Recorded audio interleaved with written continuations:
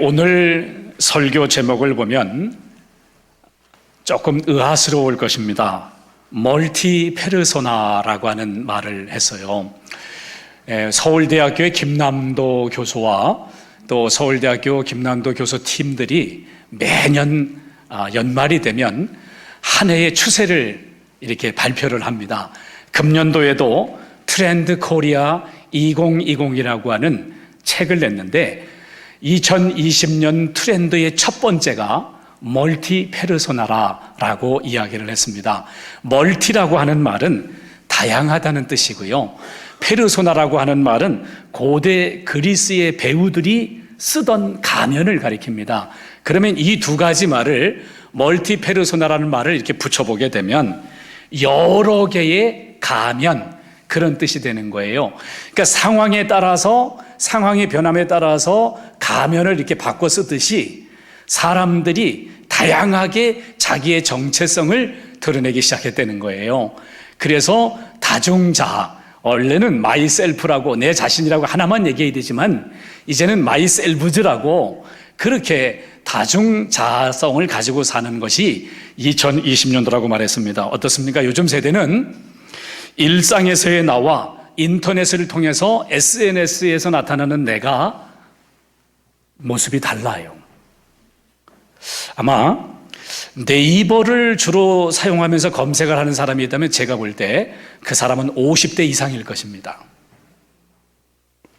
유튜브를 주로 사용하는 사람이 있다면 40대일 거예요. 인스타그램을 사용하는 사람이 있다면 20대나 30대일 거예요. 요즘에 10대들은 틱톡을 사용합니다. 그래 을지로에 가면 인스타그램 그 감성 카페들이 많아요. 거기 가서 사진 찍으려고.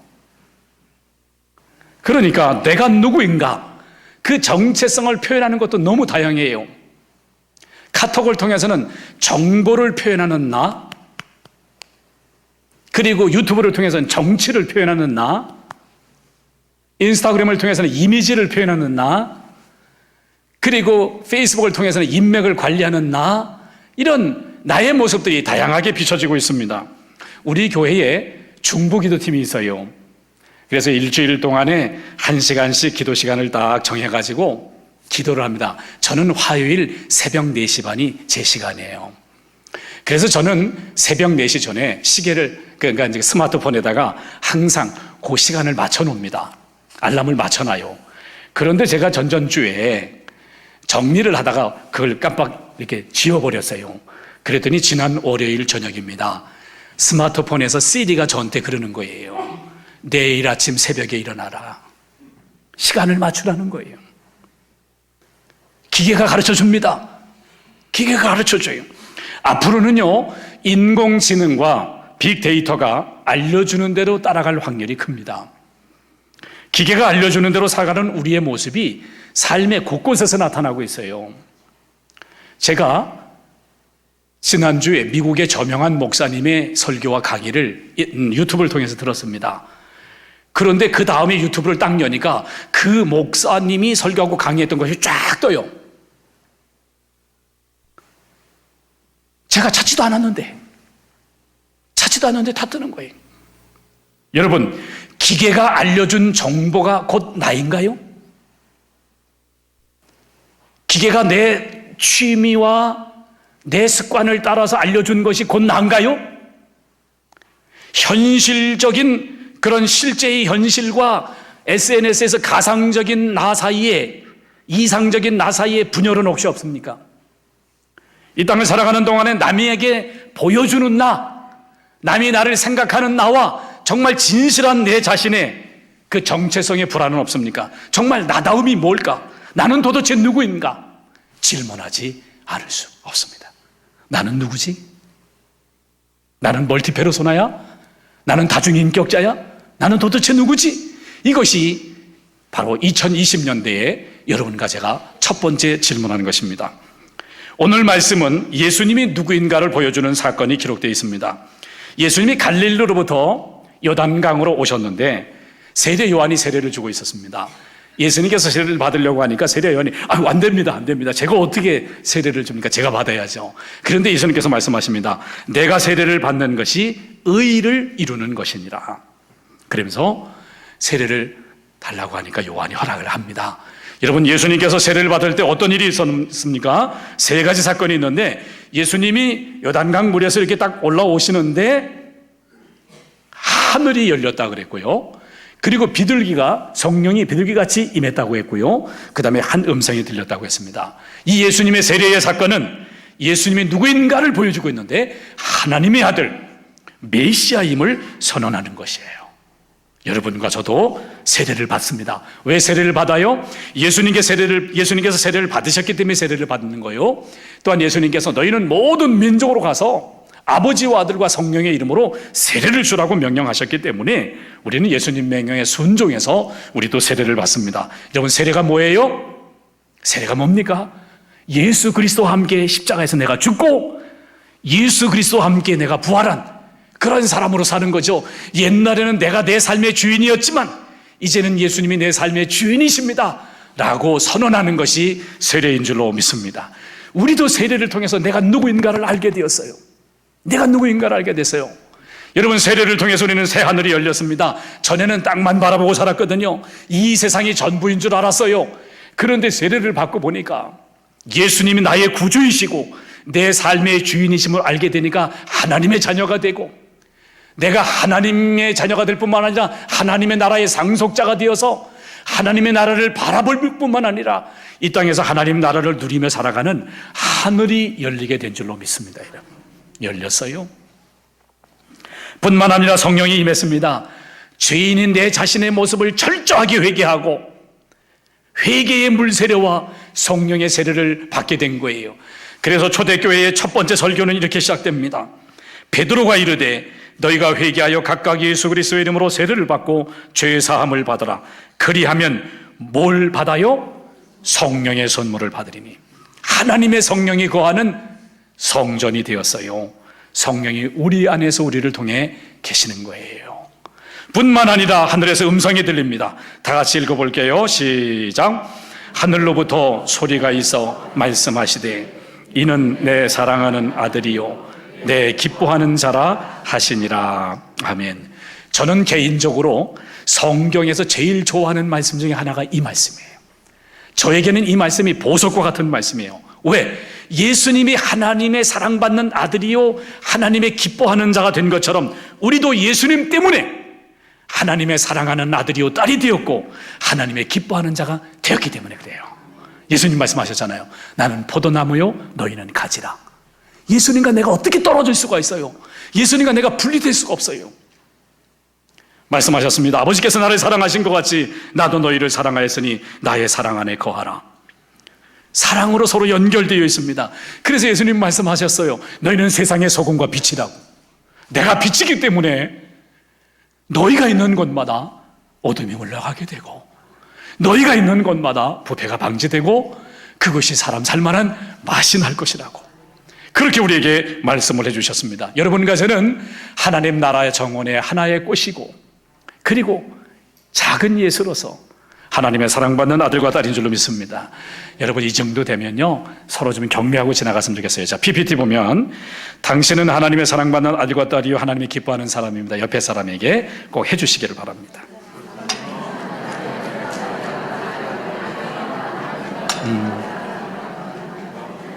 네, 이 말씀이 너무 좋아요. 나는 하나님의 사랑받는 아들이다. 나는 하나님이 기뻐하는 자다. 저는 성경에서 그 많은 말씀 중에 이 말씀이 너무 좋아요. 사랑받는 아들이고 기뻐하는 자다. 자세히 보아야 예쁩니다. 오래 보아야 사랑스럽습니다. 여러분도 그렇습니다. 이 얘기를 한 사람은 나태주 시인이에요. 나태주 시인이 딸이 있는데 딸에게 보내는 그런 시에서 이렇게 썼네요. 참 마음에 감동이 옵니다. 딸은 떨어지며 커지는 사람, 아버지는 남아서 작아지는 사람. 딸은 그래서 큰 별이 되고 아버지는 드디어 작은 별이 되는 사람. 둘이서 마주보며 마주보며 마주보며. 아마 이 가운데 딸이 커서 대학을 가서 집을 떠난다든지 또 직장 생활 때문에 집을 떠나고 멀리 가는 그런 딸들이 있을지 몰라요. 그런데 부모는 한순간도 있을 수가 없습니다. 언제나 마주보고 있어요. 언제나 마주보고 있어. 딸이 떨어지면서 딸은 커지는 거고 아버지는 작아드는 거예요.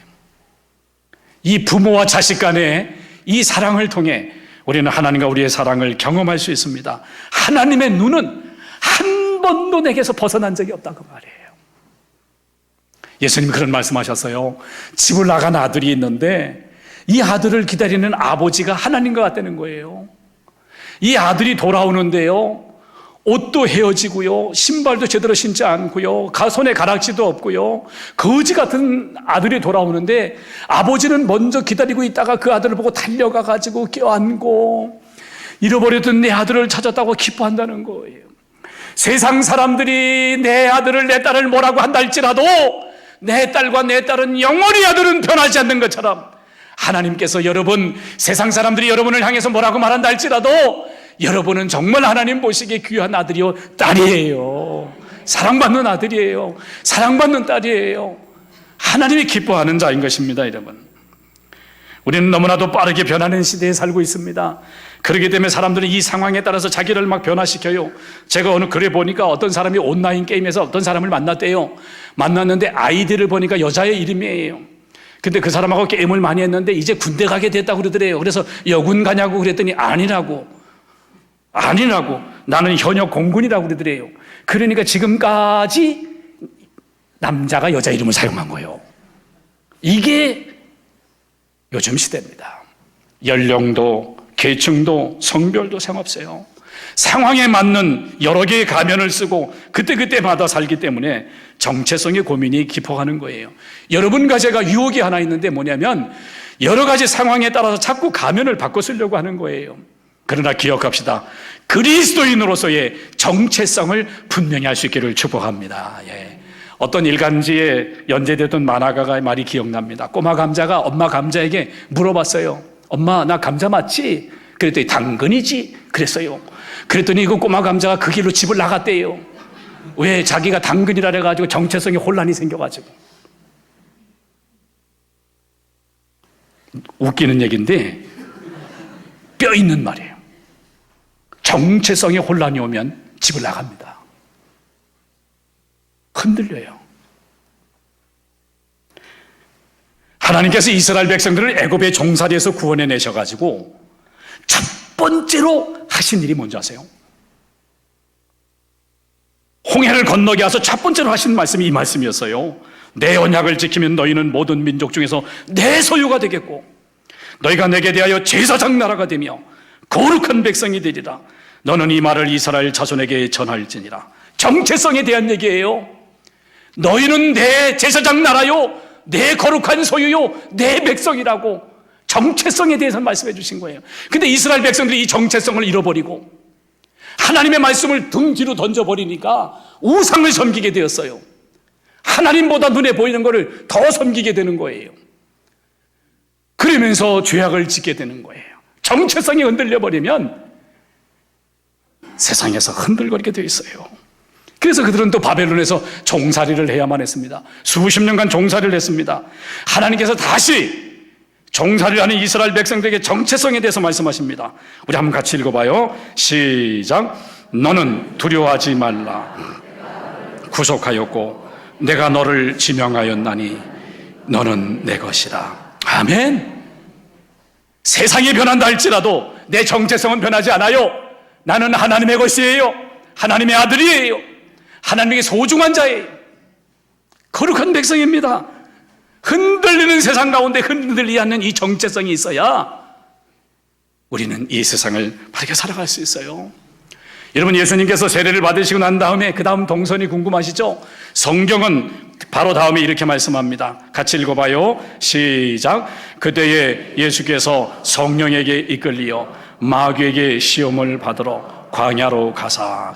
예수님께서 세례를 받으신 후에 하늘이 열리고 비둘기같이 성령이 임하고 사랑하는 자여 기뻐하는 자는 음성을 들은 다음에 성령이 그를 이끌고 광야로 갑니다. 광야에 가서 시험을 받아요. 그것이 어려운 시험을 받아요. 그런데 그 시험 속에서, 세 가지 시험 속에서 예수님이 누구인가가 더 분명하게 드러나게 되는 거예요. 여러분과 제가 이 세상을 살아가는 동안에 이 세상에 어떤 시련과 어떤 시험이 있다 할지라도 그 속에서 우리는 더 하나님의 아들과 딸이라는 정체성이 분명해져야 되는 거예요. 다윗을 보세요. 사무엘이 와가지고 이제 왕이 될 거라고 이제 그에게 기름을 부었습니다. 성령의 감동을 받았어요. 너무 기쁩니다. 흥분해서 잠도 안 옵니다. 왕이 될 걸 생각하니까 흥분이 돼요. 그런데 여러분 어떻습니까? 하나님은 그를 광야로 몰아넣으십니다. 왕자 대신에 굴 속에 찬 땅을 보좌 삼아 살아야 되고요. 대관식의 잔치 대신에 남의 나라에 망명해가지고 미친 척해가지고 살아야만 하는, 생명을 구걸하는 사람이 되었어요. 그런 모든 광야를 거치면서 그는 하나님의 아들로서의 자기 정체성을 더 분명히 합니다. 그가 이렇게 말했습니다. 내가 누워 자고 깨었으니 여호와께서 나를 붙드심이로다. 천만인이 나를 에워싼다 진친다 할지라도 나는 두려워하지 아니하리이다. 그는 시편 52편에서 말했습니다. 나는 하나님의 집에 있는 푸른 감람나무 같으며 하나님의 인자하심을 영원히 의지하리로다. 나는 하나님께 믿음의 뿌리를 깊게 내리고 있는 푸른 감람나무와 같다는 거예요. 영원히 하나님을 의지하며 살아가야 되는 거예요. 광야에서 더 드러나게 되는 거예요. 우리가 시대가 어려우면 어려울수록 우리의 정체성을 붙들고 삽시다. 그래서 내 가정과 교회에서, 그리고 내가 직장과 사회에서 하나님의 사랑받는 자로서의 거룩함을 드러내야 될 줄로 믿습니다. 여러분, 지난주에 아프리카 잠비아에서 선교하는 동기 목사님이 편지를 보냈어요. 이 잠비아에서 이제 선교를 하다 보니까 어떤 사업하는 사람을 만났답니다. 이 사업하는 사람을 만나가지고 우리 동기 목사님이 예수 믿느냐 그랬더니 예수 믿는다 그러면서 그 사람이 거꾸로 질문하더래요. 한국의 모 목사님을 아시냐고. 이름만 되면 다 아는 목사님. 안다고. 그분에게 많은 은혜를 받았다고. 그래, 무슨 은혜를 받았냐고. 그랬더니 그 얘기를 하더래요. 누가복음 5장에 보면 베드로가 밤새도록 고기를 잡는데 못 잡아서 이제 아침에 그물을 씻고 있는데 예수님을 만나게 되고 예수님께서 깊은 곳에 가서 그물을 던지라고 그래서 그 말씀에 순종했더니 고기가 그냥 그물이 찢어질 정도로 많이 잡았다는데 은혜를 받았다 그러더래요. 그래서 그러냐고. 그러면서 우리 친구 선교사인 친구 목사가 너무 안타까워서 그 다음 구절에 보면 베드로가 모든 고기와 배를 남겨두고 예수님을 따라가니라. 그 말은 안 보이고 고기를 많이 잡았다는 것만 보여서 너무 안타깝다고. 그래서 저는 한마디 더 했습니다. 예수님 말씀에 순종해서 고기를 많이 잡은 것도 은혜고, 예수님이 따라오라고 그러니까 모든 것을 버려두고 예수님을 따라가는 것도 은혜인데, 고기를 많이 잡은 것과 예수님을 따라가는 그 사이 중간에 뭐가 있었느냐? 베드로가 무릎을 꿇고 예수의 무릎 아래 엎드려 이르되 주여 나를 떠나소서 나는 죄인으로서이다. 자기의 정체성을 분명히 하는 거예요. 나는 하나님 앞에 죄인이구나. 내가 평생 동안 업으로 살아왔지만 내 능력의 한계를 경험하며 주님을 만나고 주여 나를 떠나소서 내가 감당할 수 없습니다. 나는 죄인입니다. 자기 자신을 바로 알고 주님을 알게 되니까, 정체성을 바로 알게 되니까 또한 주님을 따라가게 되는 줄로 믿습니다. 여러분, 정체성이 이렇게 중요한 거예요. 요즘에 우리가 경제도 어려운데 또 신종 코로나 바이러스 때문에 많은 사람들이 힘들어하고 있습니다. 여러분, 코로나 바이러스보다 더 무서운 게 뭔지 아세요? 두려움이라고 하는 바이러스. 두려움이라는 바이러스보다 더 무서운 게 뭔지 아세요? 옆에 있는 친구를 의심하는 의심 바이러스입니다. 의심 바이러스. 여러분과 제가 하나님의 자녀로서 무서워하는 마음을 여러분 깨어서 경계할 수 있기를 원합니다. 여러분, 지난주 우리 성광야에서 캄보디아 선교를 다녀왔습니다. 마지막 날 병련교회를 가는 것을 사진을 쭉 보다 보니까 우리 아이들이 엄청 위험한 데를 지나가더라고요. 밑에는 이렇게 철판이 있는데 이 철판이 전부 다 이렇게 줄에 연결돼가지고 저 끝하고 이쪽하고 연결돼서 아이들이 거기를 건너가는 거예요. 제가 상상만 해보는 겁니다. 이러면서 건너가지 않았을까? 위험한 곳을 건너가서. 때로는 위험한 곳을 건너가야 되는 게 인생이에요. 그리고 거기서 공연을 하는데 강당에서 공연하는 게 아니라 그냥 뜨거운 태양에 달구어진 그 땅, 거칠은 땅 위에 그것도 맨발로 애들이 공연을 했어요. 그것도 25분간이나 공연을 했어요. 공연을 했어. 그리고 에어컨이 나오는가? 선풍기가 있나요? 뭐가 있습니까? 얼굴은 막 익어가고 그러면서도 공연을 했어요. 왜 그랬습니까? 내가 하나님의 사랑받은 자라. 그걸 그 사람들에게 전해주고 싶어서. 나는 하나님의 사랑받는 아들이다. 하나님의 사랑받는 딸이다. 하나님 나를 사랑해서 독생자를 보내주셨다. 그 사랑을 받고 보니까 너무 좋더라. 여러분도 그 사랑을 받기를 바란다고 그런 마음을 하지 않았겠어요? 나는 우리의 자녀들이 이 세상 어디건 어느 곳에 있든지 간에 나는 하나님의 사랑받는 아들이다. 사랑받는 딸이다. 하나님이 기뻐하는 자다. 하나님이 한 번도 하나님의 눈을 내게서 뗀 적이 없다. 이거를 믿고 살기를 원합니다, 여러분. 이 정체성만 있다면 이 세상이 아무리 요동친다 할지라도 하나님이 내 피난처요, 하나님이 내 요새요, 하나님의 힘이요, 하나님 내 생명이요, 하나님 나의 모든 것이 되지 않겠습니까? 그 믿음으로 살기를 원합니다, 여러분. 예수님께서 세례를 받을 때 하늘이 열리고 성령이 임하고 음성이 들렸던 것처럼 이 음성을 다시 한번 기억합니다. 너는 내 사랑하는 아들이요 내 기뻐하는 자라. 하루를 시작할 때 아침마다, 주일을 시작할 때 주일, 한 주간을 시작할 때 주일마다, 그리고 초하루, 매월 시작할 때 초하루, 매일 매 순간마다 이 음성을 기억하고 나는 하나님의 사랑받는 자다, 기뻐하는 자다, 이 마음으로 성령의 인도하심을 받으며 살아가는 오천의 가족들 되기를 축복합니다. 기도하겠습니다. 하나님 아버지, 오늘도 천지를 창조하시고 구원하신 하나님께 예배자로 서게 해주심을 감사합니다. 하나님의 사랑받는 자로, 하나님이 기뻐하는 자로